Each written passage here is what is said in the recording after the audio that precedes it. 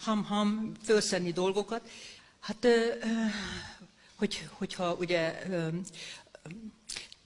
cég vezetője mindig mondta, hogy mindent meg lehet. Karikó Katalin megkapta az orvosi Nobel-díjat. A döntést nem sokkal ezelőtt jelentették be. De ez nem, hát a kollégák, ugye, akik voltak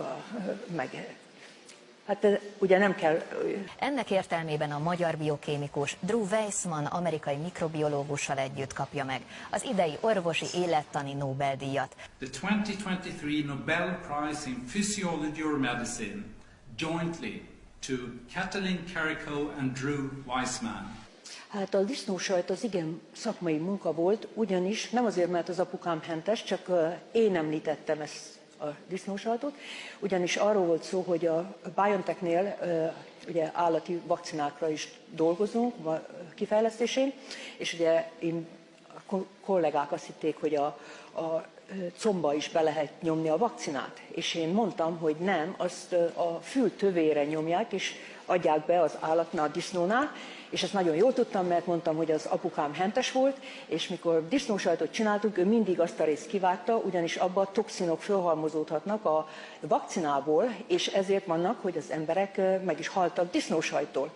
Úgyhogy ez egy tudományos, még hogy nem is olyan nap. Ezt nem adom. Ez disznósajt. Kár. Hölgyeim és uraim, rendezvényünk következő részében lehetőség van szakmai kérdéseket feltenni Karikó Katalinhoz. Azt szeretném megkérdezni, hogy magát az mRNA-s vakcináknak a különböző sejtekben való S-protein termelődését, azt arra mennyi adat van, hogy vizsgálták-e? Azt hiszem most egy vészhelyzeti engedélyezés történt, és például kíváncsiak lennénk, hogy szívizomsejtben is hogyan termelődik például az S-protein.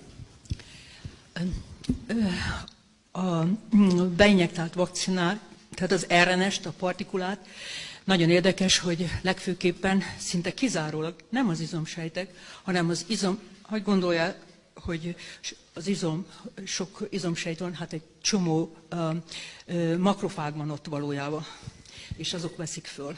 És egy része pedig cirkulációval el is jut a nyirokcsomóba is, de nem a egyéb sejtekbe jut be. Tehát nem jut be például, nagyon sokféle sejtben nem jut be, a T-sejtek se tudnak fölvenni, de az izomsejtek sem. Azok makrofágok és dendritikus sejtek. Ezek veszik föl. Tehát, hogyha kultúrába tesszük és rátesszük a partikulát, nem fog átmenni. Nem veszi föl, mert a sejtnek kell vagy a dendritikus sejteknek, meg a makrofágoknak az a feladata, hogy ham-ham fölszedni